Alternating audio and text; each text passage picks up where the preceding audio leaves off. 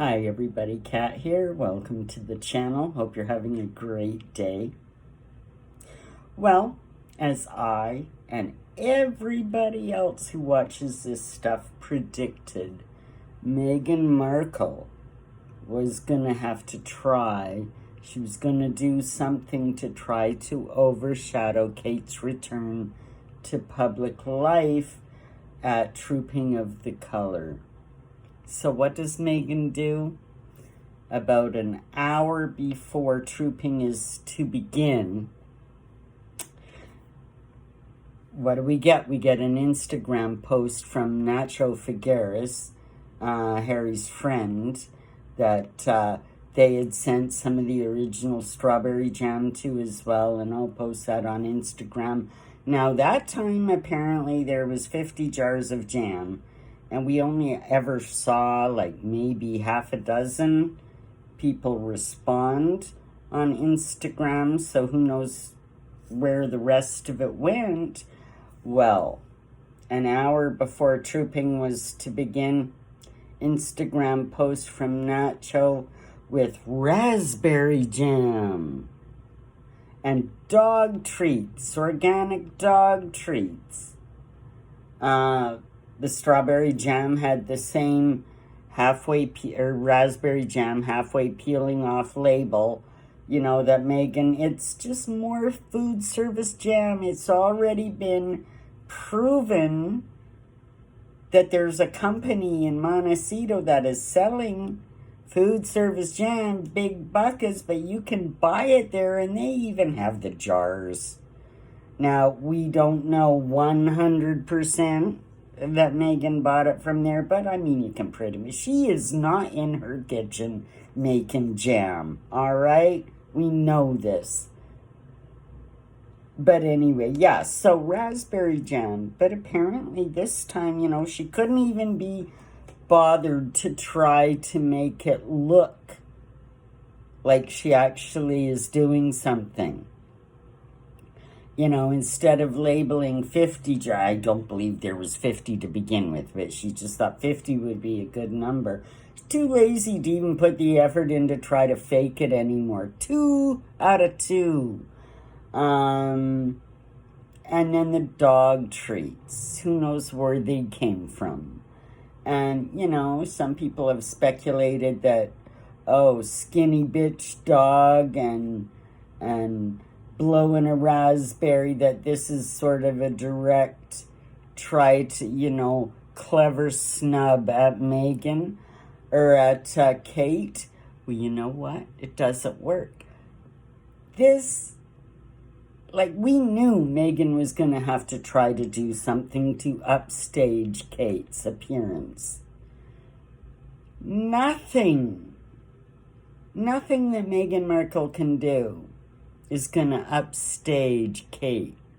She should know that now. And this pathetic attempt to gain attention, 2 jars of jam and some dog treats, one guy makes a post.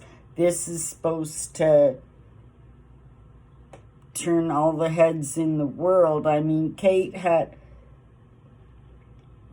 I don't know, everybody around the world was watching Kate. Nobody gives a crap about Meghan's jam. Well, because everybody knows it's just a scam. It's not a real business. You can't buy anything. She's not making anything. It's just, she's just like pulling at straws now.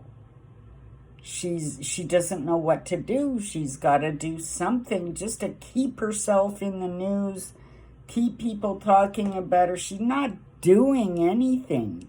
There's no podcast. There's no jam. There's no dog treats. There's no other deals going on.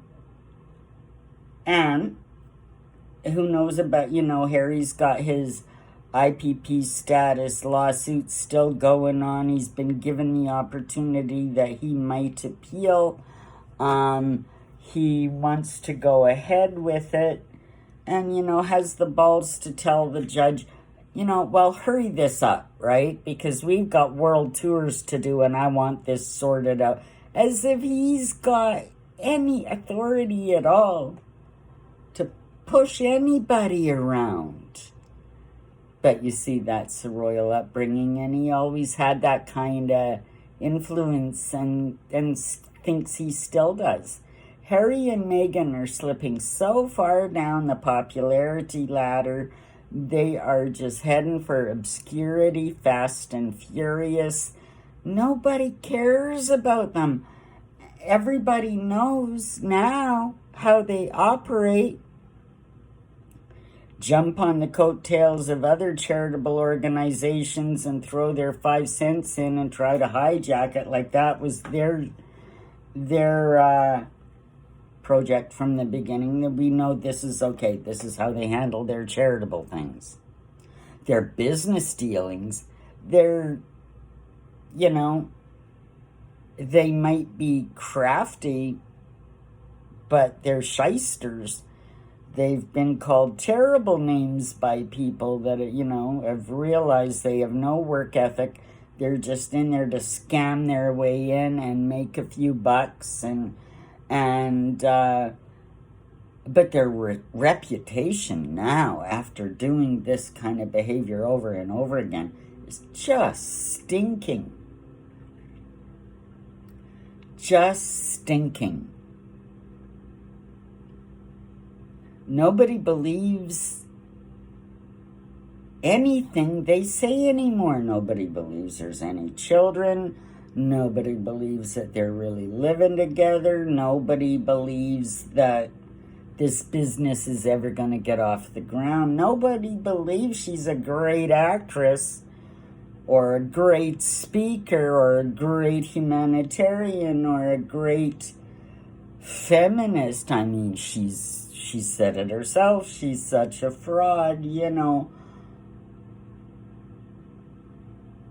The only thing I can see, and this is getting really interesting, because I've done this whole thing on the time loop, the historical overlay of events of, in the beginning, 84 years ago, Edward and Wallace Simpson, the Duke and Duchess of Windsor, and how things are playing out with Harry and Meghan right now like that. Go watch all my time loop stuff. It's astounding. But anyway, what I see happening now, Harry and Meghan, there's a couple of motivations. First, I think they're running out of money because they're not really getting a whole lot of work. They're running out of credibility. They're running out of supporters that are financially able to actually do something for them. That they're going to have to pull a drastic act to gain more sympathy. Kind of like what they tried to do with the catastrophic car chase in New York. Kind of what they tried to do with oh my God, Archie's bedroom was on fire when they were in Australia. None of these things which are true. They took a little tiny event and absolutely blew it out of proportion to make it sound like, super drama. And I think we're closing in on the timeline of another event like that happening. And you know what? You know what would solve a lot of their problems? A robbery. A robbery that would, all of the Princess Diana heirloom jewelry could go missing, and of course they'd be insured to the bones. So, a few million there, sure enough, and who's going to question the Duke and Duchess of Sussex? I tell you, if something like this happened, wow, because I've talked about it before. I've mentioned this before, a few videos back. there was with Edward and Wallace, there was an insurance fraud that happened. I don't have the dates right in front of me. Go back and watch the video.